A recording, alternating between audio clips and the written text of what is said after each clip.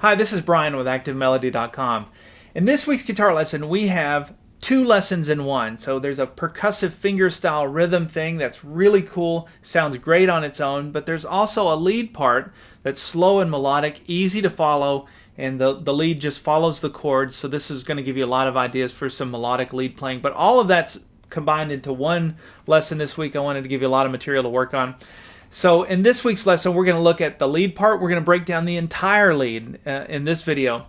If you'd like to learn the percussive rhythm style so that you've got it all, you can play duets with other people, you get the tablature for this, and you get the jam track so that you can jam along with me. I'll be playing, I've got a version of me playing the rhythm, and then you fill in the lead, and I've also got a version of me playing the lead, and you fill in the rhythm. It's a great way to practice. You can get all of that by going to ActiveMelody.com, go to the weekly lessons page, and do a search for EP353. Alright, so the coronavirus is driving us all a little bit crazy. And if you're seeing this video in the future and you have no idea what the coronavirus is, it's got everybody self-quarantined. There's a lot of social distancing and all of this stuff that's going on. So we're basically stuck at home where we can't see each other. Because of that, there's a lot of boredom that's happening, and I'm getting a lot of emails from people saying that their guitar skills are actually improving because they're sitting around the house. So I think that's a great thing, that part of it anyway. Great for me anyway, great for business. But I wanted to create something that has a little more substance this week and gives you a lot more to work on than I normally do. So in actual fact, this week's lesson is kind of like two lessons in one. We have a percussive fingerstyle rhythm, and then there's this lead part that I put on top of that, knowing that not everybody is a fingerstyle player. So you've got something to work on no matter where you stand. The lead part is super easy to play too. It's easy to follow along. So let me play just a little bit of that percussive fingerstyle rhythm on its own. I wanted you to hear what that sounds like because it sounds great just as a standalone composition. So here it is.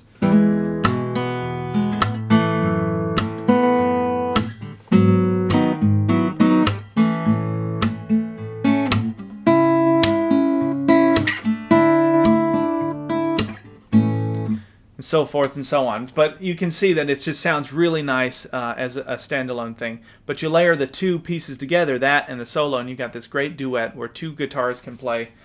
But if you don't have another guitar player to play with, you can play with me. I've got jam tracks and versions of me playing both of those parts so that you can follow along and play. So let's talk through the chords. There's quite a few chords, so you might want to get out a pen and paper and write these down. If you're a premium member, obviously these chords are all spelled out in the tablature for you, but I'm not going to show you the way that I'm playing the chords in the percussive rhythm part, but we'll talk through them. So this is all in the key of E, and the one chord is obviously your E. The two chord is an F sharp minor, so we go from the 1 to the 2. Then the 3 chord is a G sharp minor, or an A flat minor. So we have 1 chord, the 2 chord, the 3 chord, and then the 4 chord, which is your A. So it's just walking up the major scale. If you don't know what I mean by the numbers, like the 1, the 2, the 3, it's just the major scale. Do, re, mi, fa, sol, la, ti, do. 1, 2, 3, 4. You put a number to each of those. So the A chord is your 4 chord, but then we skip and we go to the 6th chord, which is your C sharp minor. Now we're going to go switch keys and do a borrowed chord thing. I won't get into the theory there, but that's a D chord, D sus2 chord actually. And then back to the A. And that's the whole first part through. Now the second time through, we have a C, a D, and an E. And we throw that in there as well. So those are all the chords. I'll call them out as we get through that. I'm going to go through all of the lead part in this video. We'll save the percussive rhythm part for premium members for that second video. So starting for the E with the E chord, the first thing that it did for a lead is really just picking the notes out of the chord. It goes like this. So think of your E chord, just the top 3 notes. All you need to do is put your index finger down on the 1st fret, 3rd string, and play 3, 2, 1, 2. And then I put my middle finger down on the 2nd fret, 3rd string. Now that note is one of the notes that's in that F sharp minor chord. But I left the open B string, which is the 2nd string, and the open E string. So you have E, F sharp minor, and then we come to that G sharp minor. So I've got my ring finger and my middle finger on the 4th fret, strings 2 and 3. And I played 2, 3, 1, 2. So I'm still using that open 1 string. And that's one thing I do throughout this entire lead is I try and play that open 1 string, that open E string, as much as I can because the song is in the key of E. So why not take advantage of that open string? So even if I'm playing another note with it,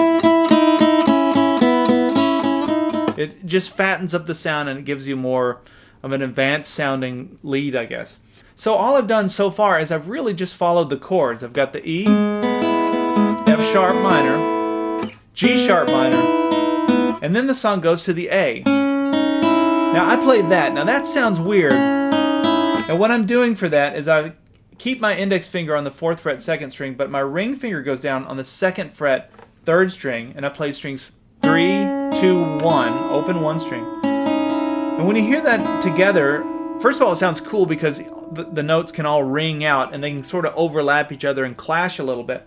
But what's going on there is this note. That's why it sounds weird, because this is over the A part. So if I played an A chord and then put this note into it, that would be like an A with a flat 5 in it. So that's your 5. So if you look at the A major scale, there's 1, 2, 3, 4, 5, flat the 5. And that's something I learned from Dave Rawlings. He's one of my favorite guitar players. And he uses a lot of dissonance in his playing. And that sound, that unresolved thing, is something that's very common with him. And I thought it worked really well in this. So that's what's going on. You hear that in Led Zeppelin as well. I don't know what key that song is in, but anyway, that's kind of that same principle. So that's how I played that then for the A part. Okay, let's back it up from the beginning. And this comes in right on the 1. So you count it 1, 2, 3, 4.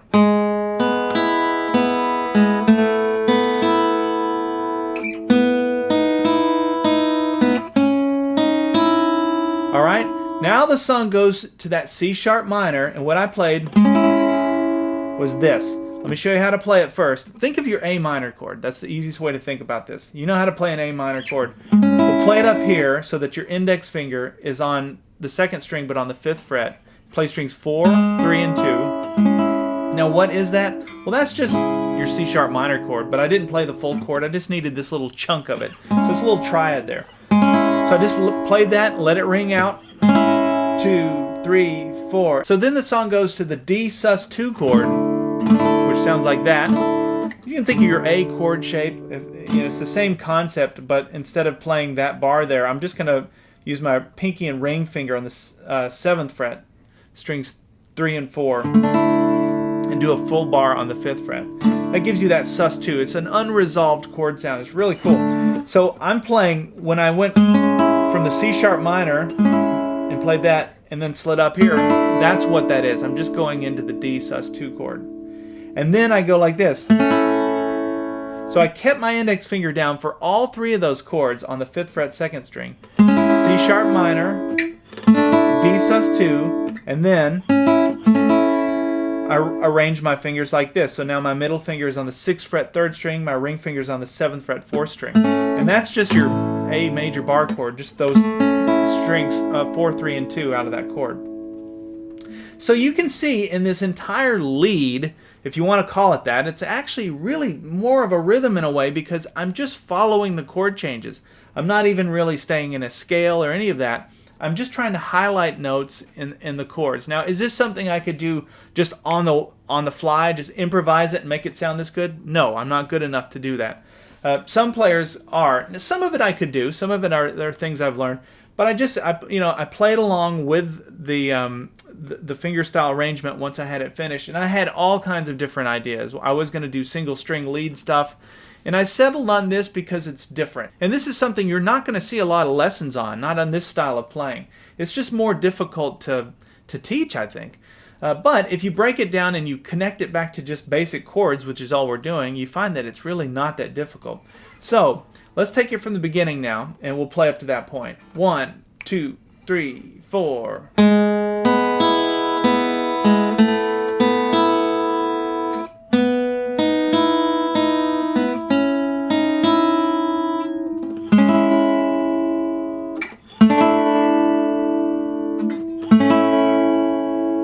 Okay, now we're going to get back to the 1 chord. So I play this. So that's the open 1 string. My index finger goes down to the 4th fret 2nd string, back to the open 1 string, open 2nd string. So you have, and let those notes ring out. Let them step on top of each other. So now I'm playing the 2nd fret 3rd string, and then we're going to go back to the E chord, and I do a hammer on there to the open 3rd string, 1st fret 3rd string, and then you play the open 1 string. So all together, that gets us back to the E. Now this lick is something that I did. This will be very familiar to some of you because I just did it a few weeks ago. That would be lesson EP350. If you're seeing this out of context, you may want to, if you like the sound of this lead, check out that lead because it's very similar. A lot of the same stuff that we're doing in this was done in that lesson. And I like to try and repeat myself so that things feel familiar to you and you start to hear it in different contexts. But that song was also played in the key of E, so there's a lot of shared licks here. This was also used in that as well. So we're back to the E chord. Now, this is the 2nd time through, so we're going to play the same chords, play over the same chords. E, F sharp minor, G sharp minor, A. So here's how I did that. After we do the hammer on and play that, which is just the top part of your E chord, I'm going to slide up here to the 4th fret, strings 3 and 1. And I use my middle finger and my ring finger. Now what is that? All of that is the E chord. And what I mean by that is these 2 notes are in this E chord, and these 2 notes are in this E chord. They're both E chords. That's an E chord using the D shape. This is one using the E shape. So you have... So I use this all the time, and this could be a big takeaway for you as an idea for playing rhythm or lead. But if you like the sound of that harmonized 6th thing that's going on, look at it over a G chord. Right? Here it is over an A. Even as something as simple as that can give you ideas for other things you can do. See, you can start to work in the blues. You can start to do all kinds of stuff with those harmonies. Okay, so for the E chord, we have that. Now the F sharp minor, look at this. I go down and put the same 2 fingers. This will be on the 2nd fret, strings 1 and 3. There's your F sharp minor, right? So that's why those 2 work there. And then look at this. Then I switched the pattern. So I went from this pattern where they're both in the same fret to where they're staggered like this. So now I've got my middle finger on the 6th fret 3rd string. My index finger's on the 5th fret 1st string. Now what is that? Some of you are probably asking, how is that an F sharp minor? Because we're playing two parts to each chord. Part 1, part 2, part 1, part 2. And we're going to do the same thing for the G sharp minor, right? How is that and this, how are those 2 things an F sharp minor? Well, that one makes sense because it's in the chord. Well, this is also in the chord if you look at the chord voicing this way. It's just another F sharp minor chord. So you have that as well. Now we're going to do the same thing over the G sharp minor. Right? Same exact thing. Same spacing, I guess. Starting it here on the 4th fret, coming up here so that my index finger is on the 7th fret. And then the song goes to the A. I can keep that same pattern and slide it down 2 frets because look at that. These 2 notes are in the A major bar chord. Now some of you are probably going, how would you figure that out? How would you sit down and work that out? It's just, these are things that I just know over time. When I see an A chord, when I think of an A chord, I think of this. I also think of this. When I think of a minor chord, like the F sharp minor chord, I think of that and I think of this. Because I'm just picturing the different chord voicings for them. The G sharp minor as well. So that's what this second part is.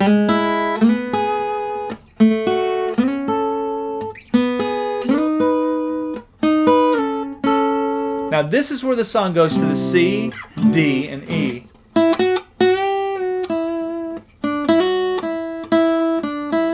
And so what I did for that is I played the 5th fret 2nd string, 7th fret 2nd string, and then I do a half bend here. I'm trying to hit this note that's 1 fret higher than where I'm at. You play it like that. And then you land on the 5th fret 2nd string. This note is the most important out of this whole thing because this note is an E note. The E note is in the C major scale, and then the song goes to a D chord. The E note is in a D major scale, and then we go to the E chord, and obviously the E note is in the E chord, or in the E major scale. So that's a shared note across those 3 chords. So I try and kind of resolve on that. For the C, for the D, and then for the E. And what's nice is when you get to the E part, you can work in a bluesy lick. And it works well every time. And at the end of this solo, you're going to see I work in 3 different blues licks. And that would be just the E minor pentatonic scale. So there's your C, D, and then when the song goes to the E, you can work in whatever minor pentatonic E blues lick you want. It's going to work. Okay, so one other thing I should mention is the second time through, I went a quick, and that's sort of I think I got that from Tommy Emmanuel or somebody, I don't know, but there's different ways you can do this. The way that I do it is all a slide motion. I do a hammer-on between the 5th fret and the 7th fret on the 2nd string. Slide up to the 8th fret, back to the 7th fret. And then a pull-off. You can see I only picked that once. So you might practice that over and over again. And that's the effect. The other way that people do it is like a hammer-on with your pinky. I've seen it done that way as well. I'm just not as good at that. Okay, and then I slid up. This is that blues lick that I'm telling you over the E. I'm sliding with my middle finger from the 2nd fret to the 4th fret on the 3rd string. Open 1 string, open 2nd string, and then very bluesy there. So that's the 3rd fret 2nd string, 5th fret 2nd string. Okay, let's back it up from the beginning and play all of that. So we have 1, 2, 3, 4.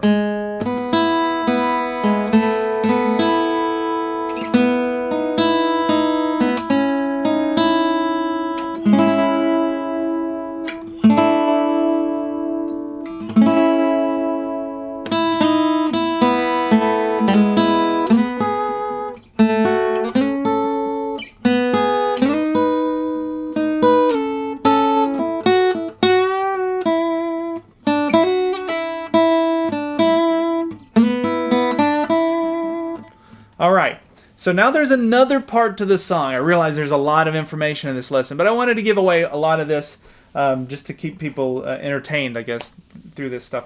So now the song goes to the D. It goes to another part. It goes D, A, E through in the second part. And so what I played for that, playing off the chord shapes again. So I'm thinking, this is a lick that I use quite a bit, and those of you that follow my lessons will be familiar with this. So I'm thinking that D sus2 chord again. So I'm just barring the first 2 strings on the 5th fret. I've got my ring finger on the 7th fret 3rd string. And I start that lick like that, 3, 2, 1. If you want to use this lick in the future, think about your D, think about your A chord shape, and connect that chord shape to what's going on here. So if you wanted to do it in C, so just remember that. So you have 3, 2, 1, and then I'm going to play strings 1 and 2, and I'm going to hammer on my pinky to the 7th fret 2nd string. I'm going to do a slide, 8th fret down to the 7th fret, and then down to the 7th fret 3rd string. That whole lick represents the D chord. And then, listen, you could hear it resolve to that A. So I've got my bar there on the 5th fret, those strings are barred, and then middle finger goes down the 6th fret, 3rd string. And then we go to the E chord, and I'm playing the E chord right here using the D chord shape. Did a little E sus4 chord, a little pull off there. That's just an embellishment you can do with your pinky when you're using this chord shape. And I do a pull off on the 5th fret, 1st string, and then down to finish the E chord. And what I'm doing there is I've got my middle finger on the 2nd fret, 3rd string, and I'm doing hybrid picking here, playing the 3rd string and the 1st string, and then down to your E chord like this. Okay, so that's the first part of that. It sounds like this. 2, 3.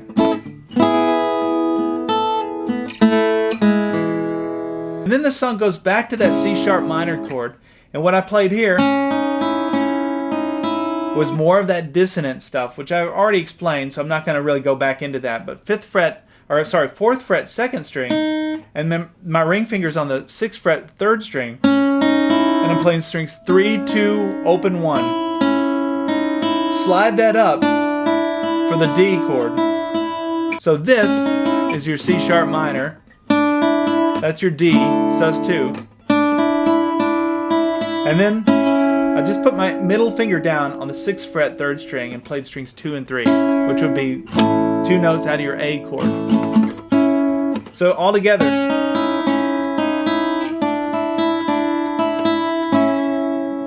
And then just walked it back down. So that's using that open 1 string like I mentioned. And we're going to go 5th fret, 4th fret, 2nd fret, open on the 2nd string. But we're playing the 1 string along with it. And now the song, the whole thing repeats. Exactly the same thing I did the first time through. And we'll play it up to that point. The only difference now is that at the end I tag that C, D, E. We play that 3 times. So we use that same lick over the C and the D chord. There's the C chord, here's the D, and then to the E. The first time through, I threw in this blues lick. It went, just walking it right down. So that's all played on the 3rd string. That's the 7th fret, and then we come down to the 4th, 3rd, 2nd, and we do a hammer on to the 1st. So open 1, open 6. Great little blues lick there. Now the song does the tag again. The second time through I went another blues lick. This is right out of minor pentatonic scale pattern 4 for E. So from that 5th fret 2nd string, I slid up to the 9th fret 3rd string. Same note, just match the note. But that put me in position to play in that minor pentatonic scale pattern 4. So that's after the 9th fret 3rd string, it's the 8th fret 2nd string, 10th fret 2nd string. We do a bend, release, back to the 9th fret. And then the last time I did this. So I'm coming right back to E minor pentatonic scale. This would be sliding into pattern 2. So I'm doing a slide from the 2nd fret to the 4th fret on the 3rd string. Index finger goes down on the 3rd fret 2nd string. And then we play the open 1 string back to the 2nd string. So, and then that's 2nd, open, 2nd, 3rd string, 4th string. And then we do the hammer on to kind of resolve back on that E. And then you hit the low E, and then the high E if you want. Actually, I think I just ended on the low E string.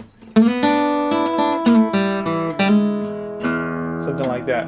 Alright, so I realize there's a lot of notes here, but So a lot of this is repeating, and you can see it's played very slowly. So you can definitely follow along with this. Even if you don't play with a pick, if you're just a fingerstyle player, this will be a really easy one to follow along with your fingers. Let me put on a slow version of the jam track, and I'll play along with it slowly so that you can hear the lead part. And then I'll see you premium members in the second video, which is where we go over how to play that rhythm, that fingerstyle rhythm. So hopefully you've enjoyed this. If you're not a premium member, look into it. It's super affordable. You get all the lesson materials, all the tablature, jam tracks, everything that you need to be able to play along and get into these in-depth lessons, which I do every week. All right, we'll see you in part 2 after this. 1, 2, 1, 2, 3.